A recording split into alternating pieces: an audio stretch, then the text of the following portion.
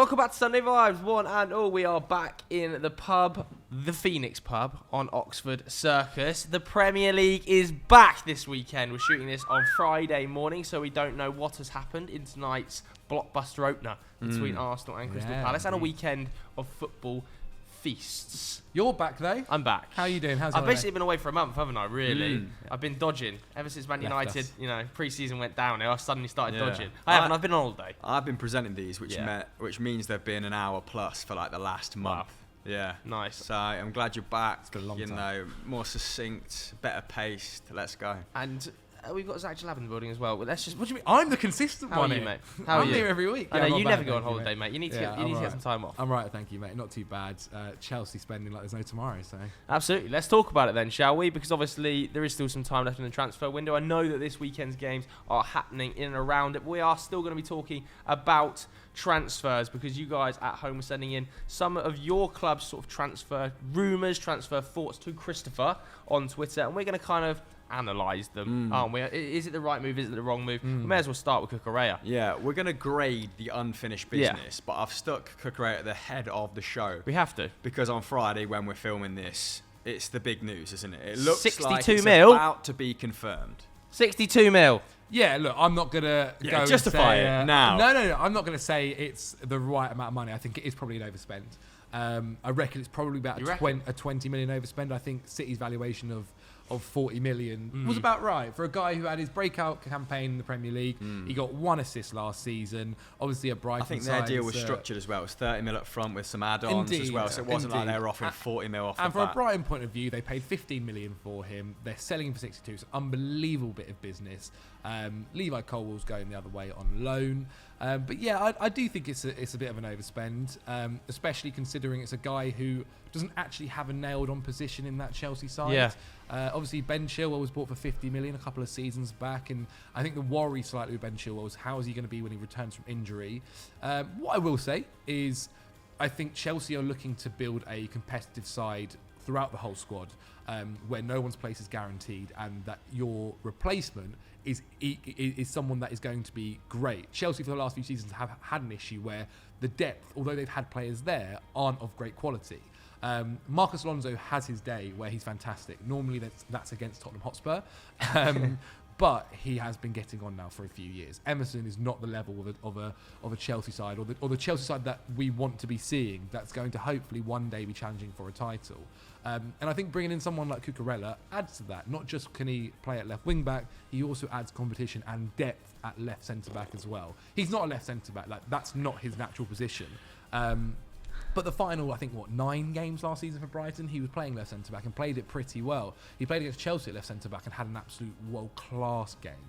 Defending My against issue us. with this, though, I'm going to What is your issue? Because there's lots of positivity coming out of your mouth. If you were going to spend 62 million on him, why have you waited till the weekend of the opening day?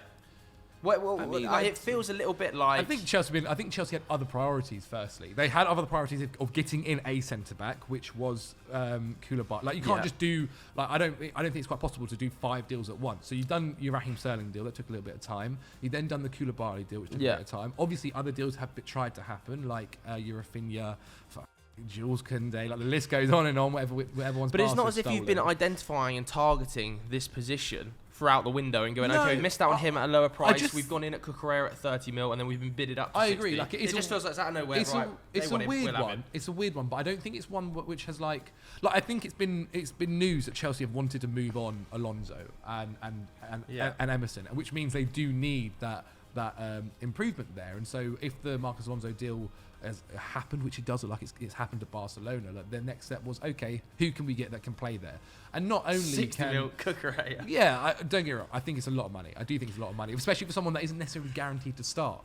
But like if Chelsea are trying to become this side which they always speak about of wanting to challenge for the title and build this project, then they need the depth in players. But then they need to spend wisely in a number of positions, and it's just ultimately a really weird allocation of funds. I've been getting a bit of jit from Chelsea fans on Twitter for being overly negative, or what they perceive as overly negative about this move. I was a fan of the Sterling move. I think Koulibaly probably had to happen given how many of their principal targets, centre-half, they missed out on. But this, I mean, it sets a wild precedent for the next month. going up Fofana. to September 1st. So one of the points I put out on Twitter was that Leicester, I mean, people thought 80 million pounds for Wesley Fofana. 21-year-old Wesley Fofana was ambitious maybe 2 weeks ago, but they'll be using that price point, the Cucurella price point, to justify holding out for 80 mil, and they'll probably get it at this point, won't they? Well, the other thing as well with the Fofana thing is, at least previously Chelsea had the argument of, okay, we can give you Colwill in some element here to maybe drop down the price or something. They don't even have that. And also, Chelsea don't deserve credit for retaining Colwill, because it looked like he was going to move to Brighton on a permanent before, or that they'd sell him to Brighton and get a low option to buy back of 20 mil. Like, it's a sweetener for Brighton to get Colwill, to get someone who could be a squad player for Chelsea this season as part of the deal, to add depth to their defensive unit. I think it's a pretty good deal, though, considering Chelsea were speaking of 24. Well, the Colwill deal, the Colwill deal of 20 million, and this is a guy that obviously is viewed to be playing. He'll be a starter hopefully one day. And so if the talk about was like it had been with Gehi and Livramento and all these other guys who have left. No, but sending him out to Brighton is fine. That's a good move for him, and he's going to get probably a decent amount of minutes, and he's going to play under. I think Chelsea probably need credit for getting the loan deal rather than a buyback option. No, for a season. Don't think they deserve. But I don't think he probably had to be part. Oh, you mean just the fact that they've negotiated that completely out of the scenario? Brighton were very keen to buy. It doesn't feel like selling Cucurella at £62 million. Like it's fully dependent on how the Colwill situation pans out. Yeah, I just saw a lot of reports saying that he was going to move for something like £20 million, and that was basically. I'd be reluctant to give him too much credit for ironing that out of the overall deal. I think the interesting part as well is that, like you said, the allocation of funds. If they go and do 50 on Sterling, how much did Koulibaly cost? 30, 60 on Cucurella, let's say 80 on Fofana. And the Frankie deal. Exactly, this is what I'm coming to. Frankie, do you still have the money for 80 on Frankie and a striker? I don't think a striker's happening. I know people. If the striker happens, I think it might be something. I think that's wild to go into the season with just Havertz there. Yeah, but I mean, the way that Thomas kind of says especially with Werner leaving. Yeah, well, if that happens. Well, they've got a hugely bloated squad, and there is some components of that squad they will get okay fees for. I mean, Timo Werner going back to RB Leipzig, maybe being one on a loan with an option to buy, an obligation to buy. Obviously, Newcastle have been interested in him as well. Then we forget about people like Kennedy, Batshuayi. Probably don't want Gilmore at this point. Would probably be willing to listen to okay offers for Hudson-Odoi. So there's ways that Chelsea can generate money, but also I don't think they're going to get hugely favourable transfer fees for these guys, with every club knowing that they need to generate other funds, right? One of the biggest points that I think, which puts a lot of pressure on Thomas Tuchel, is these are all his signings. These are guys that Thomas Tuchel is pushing for, and so he has to perform with them as well. Like as you mentioned, £62 million is a lot of money to spend on Cucurella on a position that isn't necessarily of dire need straight away, and because with no sporting director and the way things are, a lot of this is coming from Thomas Tuchel, and so these Aubameyang is coming from Tuchel. No, 100%, surely that's coming from 100%. Surely Burley is not driving in a deal for Aubameyang. There's a little bit of me that if you can get Aubameyang on loan for a year, I actually don't. It makes more sense at this point than spending £62 million on Cucurella. Like, they need a striker. Raheem Sterling has obviously been brought in to add goals to that forward line. If Kai Havertz can, get around 10 as a false 9, then they'll be in a decent place. But I don't hate the loan move for Aubameyang. I don't hate lowballing Leicester for Jamie Vardy and having him as your number 9 for a year, despite the fact he's probably only going to be fit for 15-20 games. But yeah, I think it feels like a bit of an ego trip to some extent, doesn't it? They've missed out on loads of targets. They've seen Barcelona come in and supersede their deals on a bunch of guys, and they've gone, yes, Man City want this guy. We kind of want him as well. We need to claim a victory at this point. We need to hold a W in some way, shape or form. Like, I'm going to get him. Todd Bowley's like, I'm going to get him at all costs. I can only see that tunnel vision mentality is the only way, is the only thing that explains. You can't this spend deal 60 to million me. on an ego trip. Oh, that's mental to me. If that's. I think it's a factor. I'm not saying it's the only factor. Like, I've been a fan of him since he was at Eibar on the Extra Time podcast about 4 years ago. I was like, there's this guy at Eibar who's probably be pretty good for a side that's challenging for the Europa League in Spain, but he's not a £62 million player, and I just think it's ultimately not a good. To normalise that price point for that player is just bad for football, full stop. And it's going to be interesting, very interesting the next few days about Fofana. I think if Fofana goes at a world record fee, I've seen £85 million doing the rounds. Fofana's a fantastic centre-back. But yeah, I don't get me wrong, brilliantly talented player, but he played 8 games last season. He's coming off the back of one of the worst injuries you can possibly suffer in football. I think that's a ginormous risk at £85 million for a 21-year-old. Yeah, it's right target, huge overpay for the ages. I'm sure he'll be absolutely fine for you guys. It's not as if you're... He might be amazing for them. There's a very realistic possibility that Fofana is unbelievable. Oh, no, I was on about Cucurella then. Fofana, I think he's 21. If you can justify almost paying 70 to 80 million for Fofana. I mean, I think there's some players they could chuck in there to bring that price down. Not Ruben Loftus-Cheek, who apparently they tried to use a bargaining chip a week or 2 weeks ago. You know, maybe like Gilmore, maybe like Hudson-Odoi. There might be some interesting players in there for Leicester that can help improve them in areas of need. But like Fofana, 21, could be their centre half for the next 10 years. Like fine. Cucurella, 24, not a nailed-on place for him in the squad. Well, let's see. Yeah, it's very interesting to hear what Chelsea fans at home think of the Cucurella I think deal. Chelsea fans are quite positive of it. But Of course you are. You have to be. I just think my only, It's like me pretending I'm still positive about Frankie. Deep down, I'm concerned. But I don't know. I just think like for depth, I really don't mind it. Like again, a 62 million. But I just people said that Chelsea weren't going to have any money when Todd Bowley comes in, and it seems to be the complete opposite. No, like, he's got a lot of cash. Yeah. And I'm just being... million if you get the targets you want. Like Chelsea fans who think I'm hating on this deal, like, I'm just being consistent. I thought Rafinha at 60 million to Arsenal, and Arsenal fans trying to justify that as a depth play was an overpay as well. But admittedly, Rafinha is more of a 60 million player than Cucurella ever. If it was, say, 45, would you have been more keen? I'd have still said that is an overpay, but if it was 30 with add-ons like City were offering, I think that's probably where I would have got off. Because if you need just a solid left back because you're concerned about Ben Chilwell, I mean, go and get Tagliafico. Didn't you go to Lyon in the end for like £4 million? I know what you mean. I think there's a bunch of guys across Europe that can do what Cucurella does for half the price. Is the point I'm trying to make. Watch City go and find someone. Like this is what will happen. City will go and pick Sergio someone. Gomez, isn't it? From Anderlecht. One of the links. Oh, okay. He looks fairly talented. I think maybe as well. Like, sorry, just the last touch. Touch on Chelsea. I was just sorry. There is possibility. I think Thomas is looking to try and stop calling him Thomas as well. I don't know. That's winding me up. Sorry.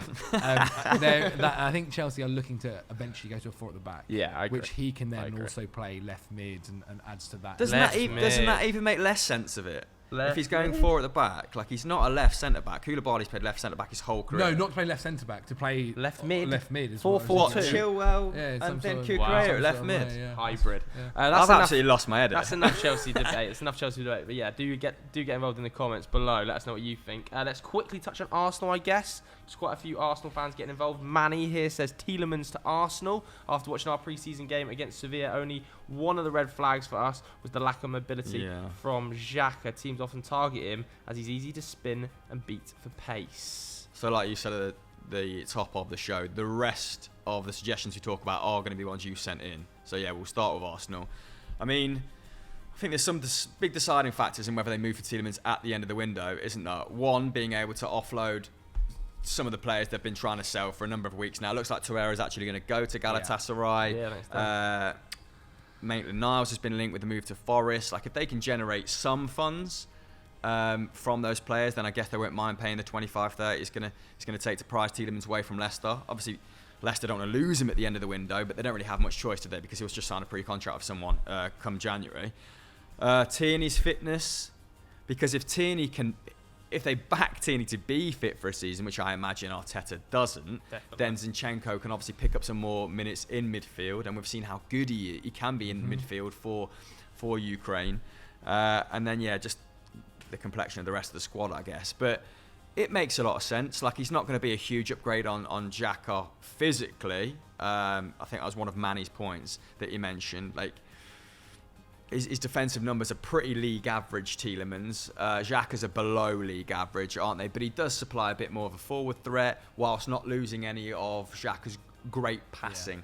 Because he's always been really good at creating, shot creating opportunities, progressive passes. He always ticks the box for those metrics. He's always in the top 10% of midfielders for those for that skill set. And Tielemans can definitely match that while probably bringing a bit a bit more, I don't know, flair in the final third. I think Tielemans is a thing. I think this is a deal that if it does happen, will be towards the last week of the window. I think a lot of clubs are waiting to see how things play out with certain players, and as you mentioned, whether they can offload players before they commit. The worry, though, surely for this is that, let's say Fofana goes 85 million, Maddison goes 60. They don't sell both of them. I don't see a world in which Tielemans is allowed to leave. I think they'd probably rather lose Tielemans on a free.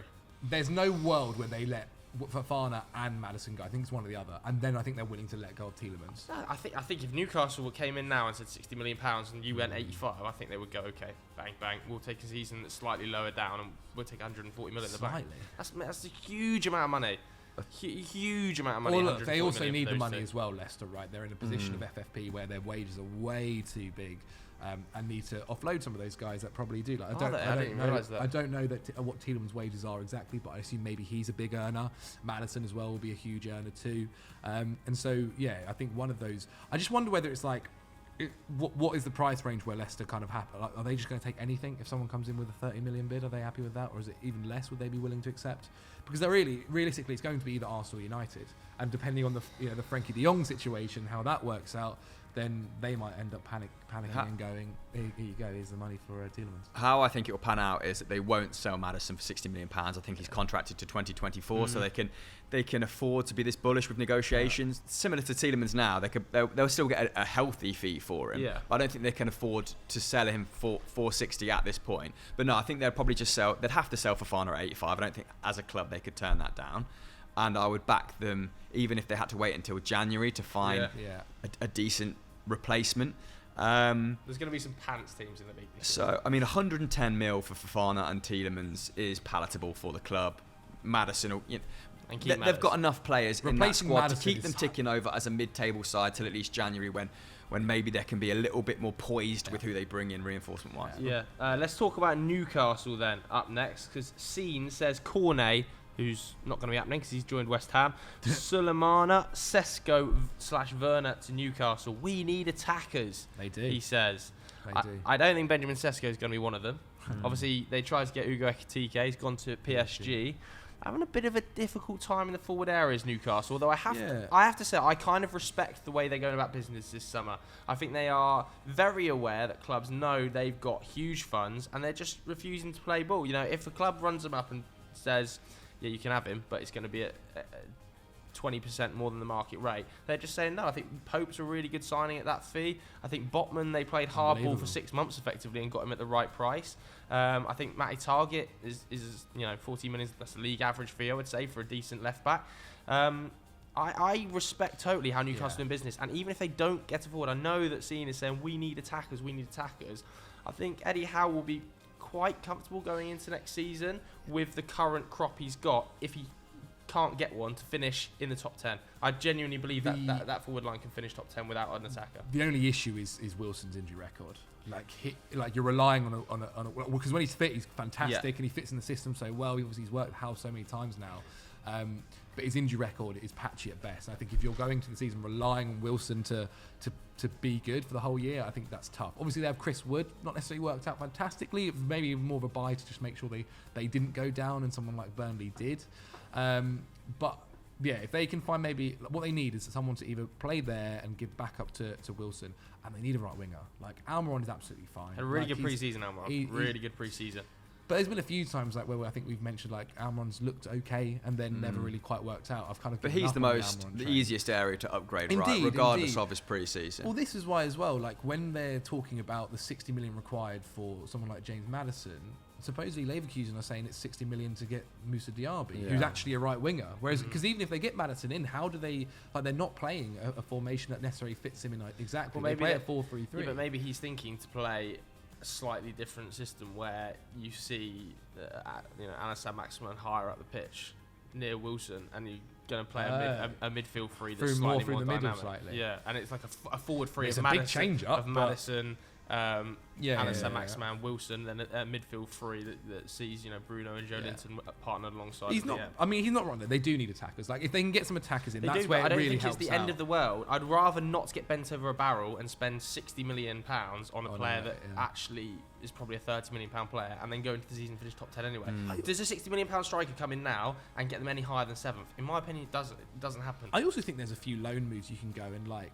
If you're that desperate for like an attacker as well, like go to Arsenal and ask about how a loan move for Nicolas Pepe and see whether he can get minutes at Newcastle. Obviously, I don't think he's been necessarily amazing, but there's an option there to at least have another attacker. Callum Hudson-Odoi, we've linked a million times. Like I don't think it's going to cost an arm and a leg like it would have to get him to even buy him and just asking for a loan move. I think Chelsea would probably be pretty keen. Lucas Moura potentially. Lucas Moura, I think they'll end up really wanting to keep so him much. Tottenham as a wing back, but. I think it's another one where actually come towards the end of the window, you might see Newcastle. You will. They're going to sign an attacker, indeed, but I just don't think they'll be that worried if they don't get a 50-60 million pound superstar attacker through the door that's going to come in and be all shiny. And there probably won't be any of these names here. And while we've not discussed discussed any of these names really on Sunday Vibes in any great depth, maybe apart from Timo Werner, so it is interesting to touch upon a few of them. But Cornet going to West Ham, they triggered his yesterday, so on a Thursday. They triggered his £17.5 million release clause. Interesting. He's probably going to go there to provide competition for Ben Rama on that left-hand side. Maybe can play left wing back at a push if they stick with that back five, because Masuaku not exactly the most defensively minded fullback. I think Cornet could probably match his defensive output and bring a little bit more flair to the side. And they were after Kostic, weren't they? They wanted Kostic. So if Kostic doesn't happen, he's been linked with Juve now. And then it looks like they've got. The fees also not that bad at all. Like under £20 million for a Premier League rated player. It's a solid addition for West Ham. Absolutely fine. Given they've seen a few targets go elsewhere. So Suleiman is an interesting one, and it does paint a clear picture of the profile of player that Newcastle wants to go after. Like you've said, didn't get Ekateke, but they're still pursuing these youngsters. It's nice to see the consistency in their thinking. It is very joined up thinking, their transfer business, apart from Maddison and Harvey Barnes, which I've said this before, I think it is just a mess with Leicester mentally a little bit, because it's a side that they want to leapfrog in this season coming up, right? But Suleiman is an interesting one, because they would have to pay a decent amount to get him out of Rennes. He had a promising first campaign at Rennes after moving from the Danish Super League. I think it was in Norgelands. He had a couple good campaigns there as like an 18, 19-year-old. But I would rather pay 50 to 60 for Diaby than 30 plus add-ons for Suleiman at this point, despite the fact I think he's going to have a very promising career. Yeah, I mean, we've got another suggestion here from Tyler Yulsum, who's a man that was just mentioned in that last section, of course, Benjamin Sesko. And he says, Benjamin Sesko to United. 19-year-old to lead your front line to replace Ronaldo. I do just want to say, on that Newcastle messing with Leicester note, that their opening bid for Maddison was 35 mil, which is an absolute piss take, by the way. I like that is such a disrespectful bid. Imagine being in a place where you can just bid money, knowing then they're going to reject it just to mess with it, just mentally play my game. But this is how football works. Not many people just go 62 mil for Cucurella. They usually go 30, 40, 50. But then I like how after that they went, all right, let's go for Harvey Barnes then if we're not going to get Maddison, someone that principally plays on the left wing. ASM has that wing position nailed down. Harvey Barnes can maybe play through the centre moving forward, but not exactly the same profile of player as James Maddison. So to me, that was just a bit of shit-housing. But yeah, let's go back to Sesko, because he's shit-housing the Austrian Bundesliga, isn't he, at the moment? 2 goals and assists in 2 games at the start of this campaign. Everyone comparing him to Haaland. Oh, big guy, fast guy. Yeah, but I think he is very highly rated in the Red Bull group, isn't he? In the Red Bull setup, but they're extremely reticent to lose him. People say in that academy, or he said that have told him that he's better than Haaland. Come on, let's just relax. I'm very much cheap, isn't it? That feels like cheap sort of football Twitter. He's better than Haaland. 19-year-old to lead United's front line next season. How are you feeling? I wouldn't care about the age. I wouldn't care about the age at all. I think the issue for Manchester United is 100% depth. There's nothing there. There's absolutely nothing there. We're going to go into this weekend without Martial, and it becomes a huge issue with Cristiano Ronaldo. I'm so intrigued. I'm so intrigued to see whether it welcome to the circus first and foremost, Eric. But I'm so intrigued to see who he plays this weekend, because I think if he doesn't start Ronaldo, it is a huge statement and story. It is a huge story to have no fit striker other than Ronaldo and still not start. What would Ronaldo. your approach be, or what do you want to see him do? I don't want to see him start Ronaldo. Oh, I don't want to see him start Ronaldo. Coming from the guy who last year, this exact time, was Viva Ronaldoing everywhere. that was before Ronaldo refused to train. suing That, everyone. wasn't it? That was a long time ago now, wasn't it? Yeah, I'll be honest with you. I think the way that Ronaldo has acted this summer with his decision not to go on tour, obviously that was for personal reasons. We can't really make comments about that, but he wasn't there, hasn't trained, isn't necessarily at full fitness, and then seemingly didn't have permission to leave the stadium at half-time, given that Erik ten Hag has since called that unacceptable. I think it sets a really bad precedent to say, okay, you can do all of this, but first game of the season, you're Ronaldo. You're starting. I think if I was Erik ten Hag, I would use this as a statement. Yeah, exactly. Put my flag down in the ground right now and say, you can't be treating the club like this. You're not starting. I don't care who you are. I don't care what you've achieved. And, Ronaldo is undoubtedly going to go down as one of the greatest players of all time. So I don't think this is me saying that he's not good enough to play, whatever. But you've got to use it as a yardstick. People have been taking the piss out of the club for too long. If he goes out there and says, okay, no, you're not starting, we're going with Garnacho, I'd go, now that's a statement. Like, fair play to Ten Hag. If I see Ronaldo roll out, refusing to press, refusing to follow instructions, I will immediately become exasperated. Immediately. So I'm not looking forward to the game of the weekend whatsoever. Like, this season I have Brighton is a tricky first this season fixture. I have very if you've little not got your hope. shit together, Very, very little hope No that we're going to Cucurella. achieve anything. So in my head, I would really like to see Erik ten Hag just, Is it at the show up and Amex go. or at Old Trafford? At Old Trafford. I was going to say, if it was at the Amex, you'd probably see the director's box, all of them champagne, caviar after the Cucurella deal, just out of their nuts. I don't know. What would you do? Would you start Ronaldo? I wouldn't start Ronaldo. I also, don't get it wrong, I think Ronaldo hit this season would get you maybe 15, 14 goals in the league, which is fine, but also Ronaldo's not the long-term future for Erik ten Hag. There's this one fly that's been... Well done, Tommy.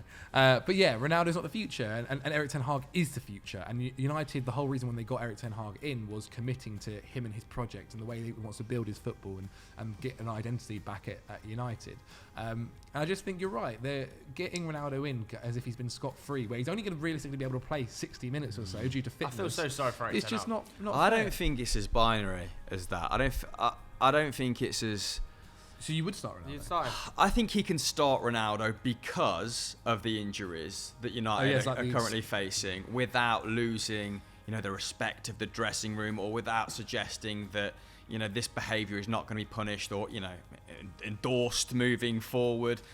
But if you were one of the forward there's options, enough caveats. If you were one of the forward options that had worked every day in pre-season training on shape and done all this What tactical forward work, option are we talking about? Gone out. he could potentially play Rashford. Garnacho's a Bruno. winger, isn't he? He could potentially play Bruno slightly through the middle and play Eriksen off him, or he could potentially play Elanga, for instance. I'm not saying these are like the caliber of players required for Manchester United, but I just think it's all about perception. This is what happens around Manchester United. This is why it becomes a circus very, very quickly, and it's something Erik ten Hag is But I realising. think I feel so sorry for him because already. of what's happened to Rangnick, because of what's happened to Solskjaer, and there's just it's widely acknowledged that the culture in the dressing room at Manchester United is a little bit toxic, or maybe players have been given too much bandwidth, that now everyone's naturally on Erik ten Hag's side, and the board will only get credit, let's say, for supporting him through tougher times, because they don't want to be seen to making the mistakes of the recent past.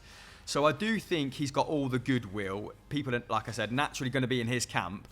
But if he starts Garnacho and they lose the next game, then the media circus builds up for a totally different reason, doesn't it? So he is stuck between a rock and a hard place. Yeah. But I do think winning, Ronaldo scoring, and then taking him out the team at a time that suits you is probably going to suit him better than trying to enforce his culture. You can then put a narrative on it. Let's say Ronaldo starts, scores first game, United win. Next game, Martial's back fit. Ronaldo dropped for this new style of football. And then United lose. But then everyone's like... Then United lose, then the whole game plan's out. But then everyone's like, oh look, he was being super pragmatic week one. They won the game. Martial's come back. Yeah, if they lose. They lose. This whole game plan's out the window. Yeah. You've got to start Ronaldo every single week. It's like a fiasco. It's not an easy position against at Ten all. Hag. He's in I like don't an know. impossible I don't situation, think it's bro. if he starts Ronaldo, like, oh, here we go again. I do. As a United fan, immediately I do. Like, fair. I mean, but you're more emotionally invested, so I get that. I think most fans would be like, wow, if he does start Ronaldo, like now cannot drop him from this position. Because if he starts Garnacho instead of Ronaldo, then you totally lose Ronaldo for the rest of the season as well. On the flip side, right? Because I think if someone like Martial starts, who's had a good pre-season, who's a respected, member of the first team, then okay. But if he's going to start a 17-year-old kid over me, doesn't want to be there anyway. I'm going to run amok. Ronaldo doesn't want to be there. He's actively pushing to leave the club. I remember having this exact same conversation with you this time last year and being like, you know what? Feels like it might not work. It's been horrible. I know.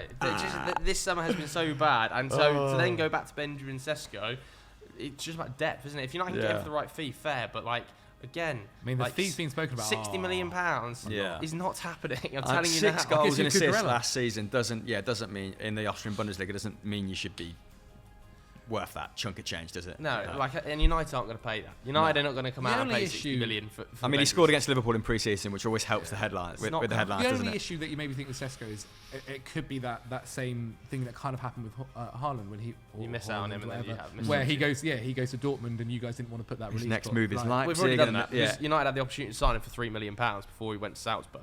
So, but that's, I feel like, a step before. Like at least now it's at least. Oh, wow. Yeah, I mean, I don't know. We'll see. Just to talk about him, stylistically, he does feel like a player that Erik Ten Hag would really like. I watched a really good breakdown with JJ Bull of Tifo IRL, where he was saying that he's this very modern forward in that he, most of the shots and most of where he receives the ball is in the opposition box in the super dangerous areas, but then he's 6'4" and he's fast, which means that he likes to drop off on that right hand side, link up with his winger, link up with an advanced midfielder. He's got that sort of multifacetedness about him, which I think probably ahead of his years in that regard. But United have got so much. The window's just been so bad. It's just you're now looking at an overpay for Benjamin Sesko. Exactly. What about Weghorst? Honestly, it's just so bad. Go get Wout back. What saves the window at this point for you? The only saving Frankie. point at this stage of the window is that Frankie joins and a forward joins. Okay. That has to happen now. Still no DM. Still no fucking DM. If Frankie, Martinez can play. Let's he's been playing centre back as well. Let's caveat this DM thing, because I'm hearing this a lot on Twitter. It is very clear from pre-season that Erik Ten Hag does not want to operate with a DM. He doesn't want to play like that. I have not actually watched this idea of United want to play a 4-2-3-1. That is not how Erik Ten Hag How's he operating? If De Jong joins, he is going to be the lone 6 in a 4-3-3. That is going to happen. This idea of, we need this destroyer. Some people might think we need this. Erik Ten Hag clearly doesn't. He clearly doesn't want to play like that. So we're not going to go out and sign Ndidi. You don't need a lights out DM if you become so much better at retaining possession, which is exactly what he wants to do. Frankie, that's why he's bought Lisandro because Martinez. Rodri, for example, to use Man City, to put them on a pedestal for a moment, isn't a 6 or 7 tackles and interceptions per night sort of guy, but he's quality at holding the ball. This is exactly keeping why the he bought pivot. Lisandro Martinez, and he wants Frankie. He wants to play this way where they control the game so much they don't need a lights out DM. So everybody keeps saying, you need De Jong and a DM. It's not going to happen because that's not how he wants to play the game. Interesting. But has to happen for United. If we miss out on Frankie, whole summer's a shit fest. If he comes to us if as it well.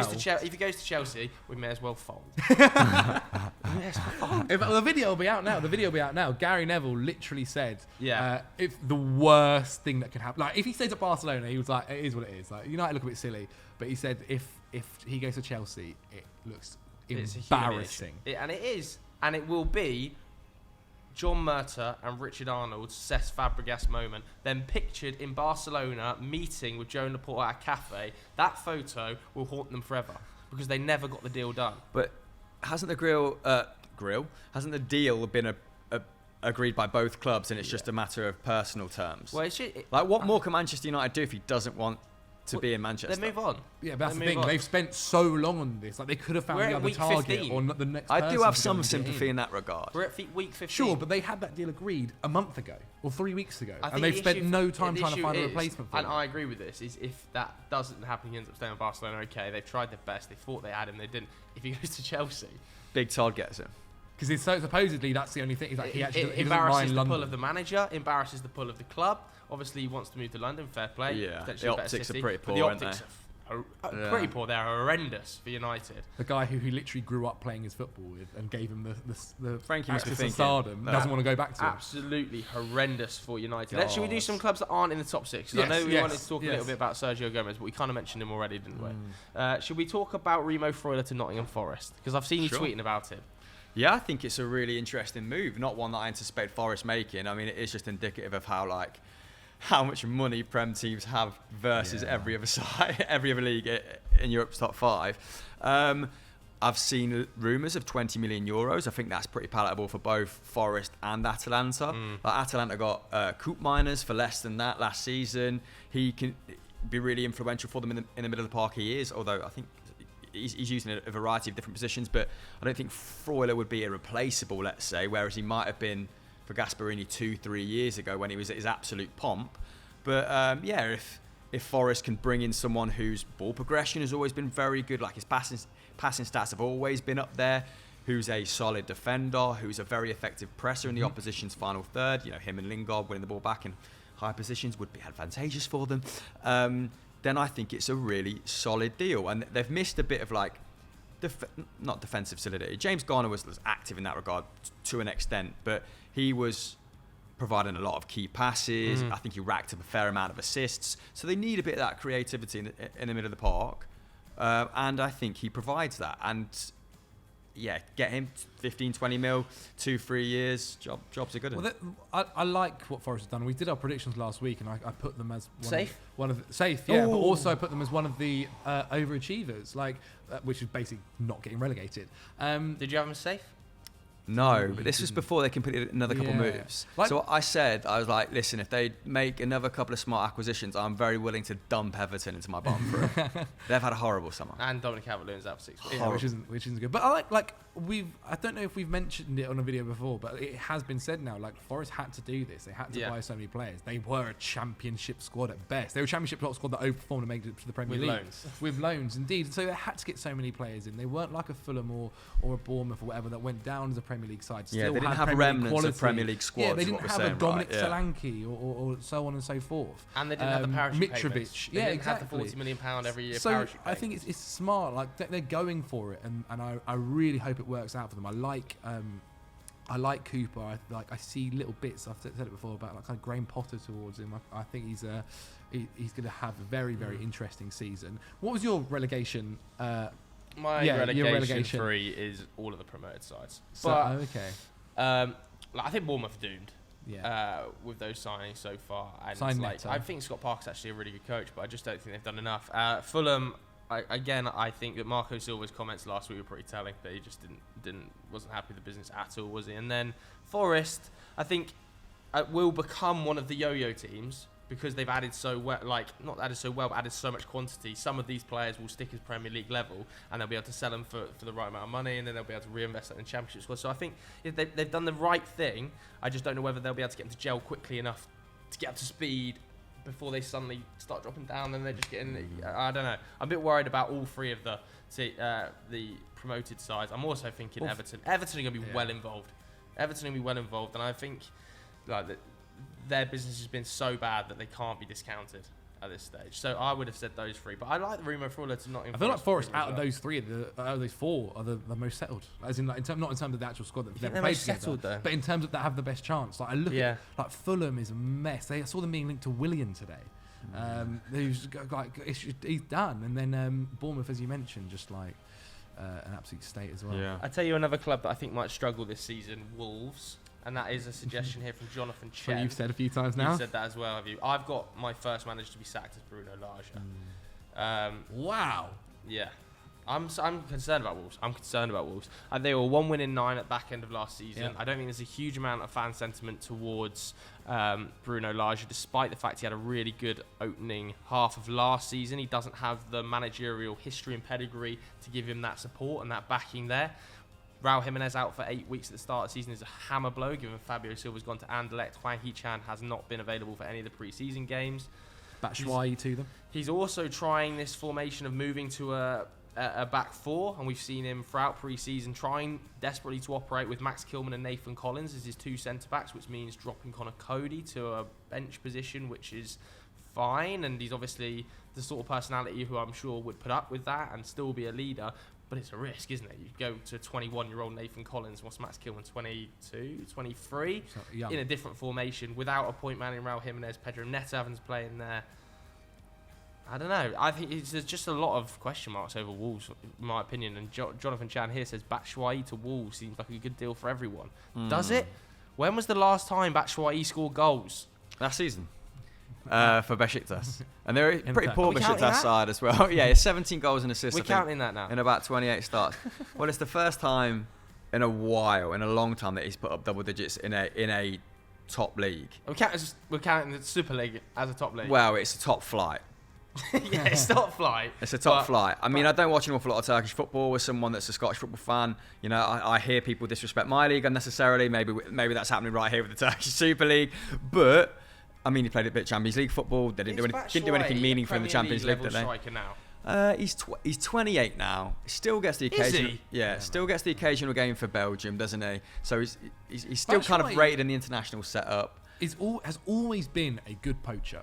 Inside the box, like first time finishing, he's always been half decent. I think his but backup to Raul Jimenez. the rest of his game that is dreadful. His backup to Raul Jimenez is not the worst, and we've seen especially Jimenez as well as form last year. I can't be asked to really go through Batshuayi's career. Like, he was good at Marseille, Chelsea move wasn't great for him, so on and so forth.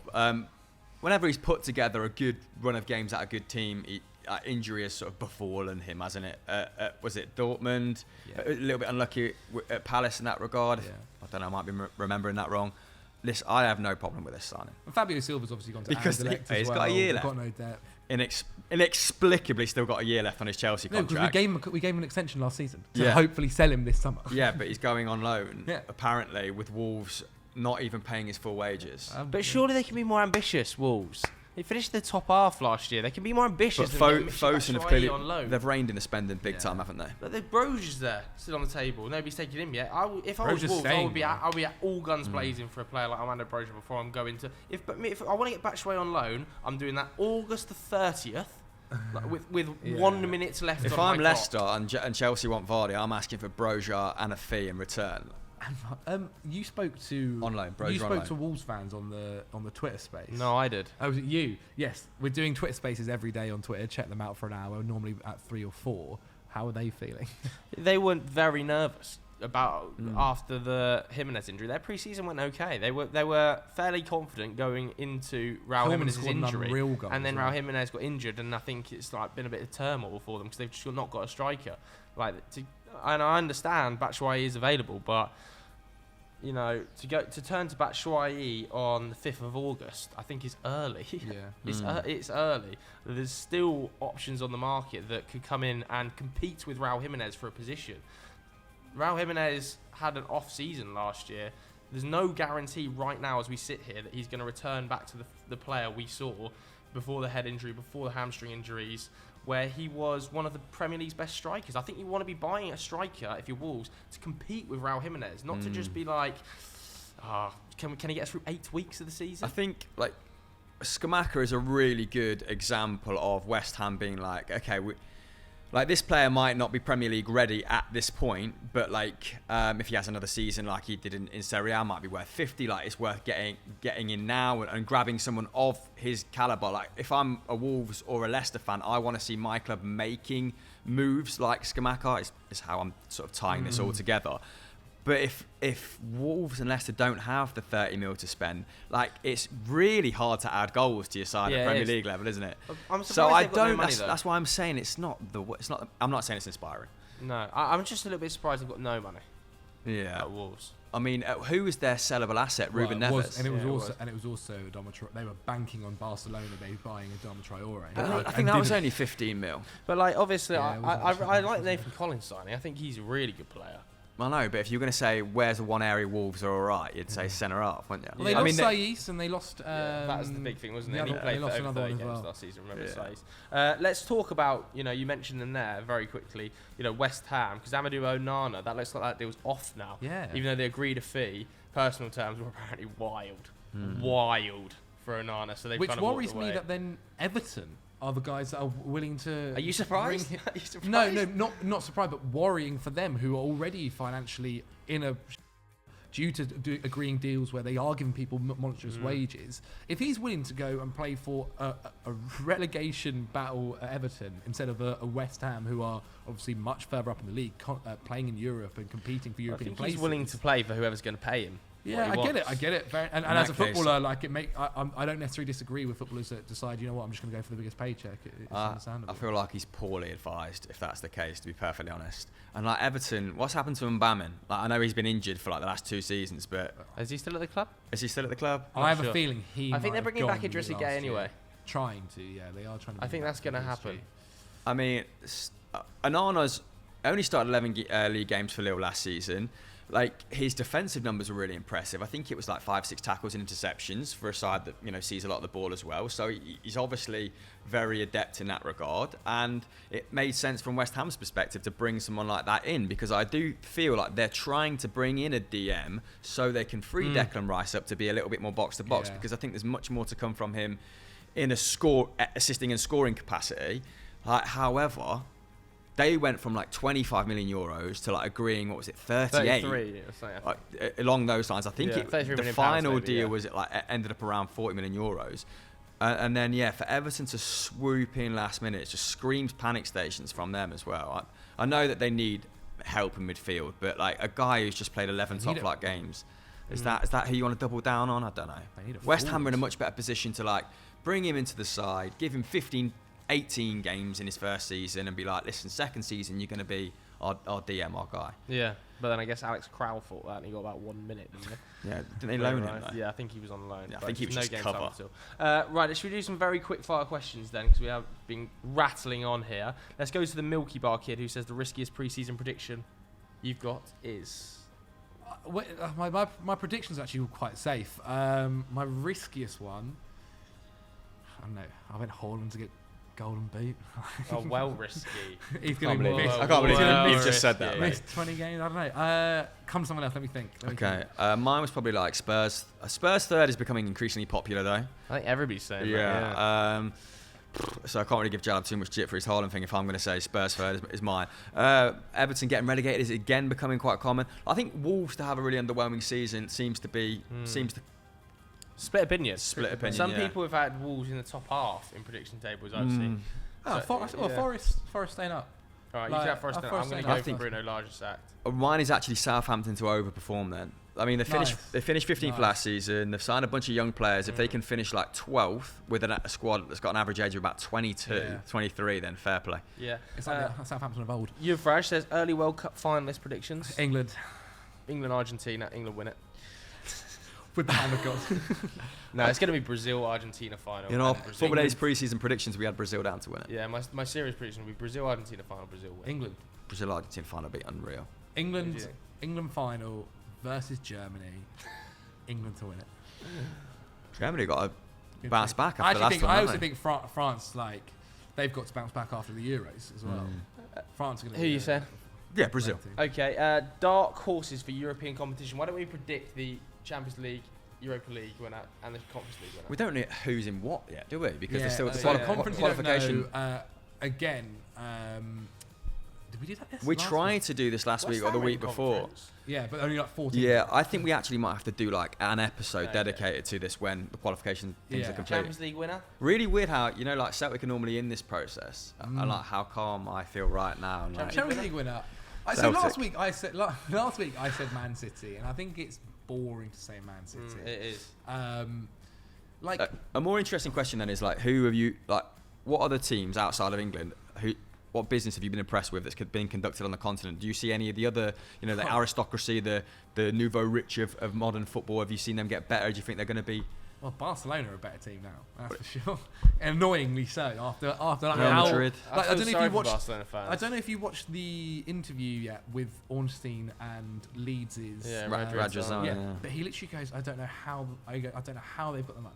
I don't know how it's happened and how they've Yeah, managed to get well, themselves that in this Athletic position. article is amazingly explained. It is, And it there's is. an explainer on EFD as well, if you haven't Indeed. already, and you are Indeed wondering there how is. Barcelona can spend this much money. I suggest you go and watch that. Not massively.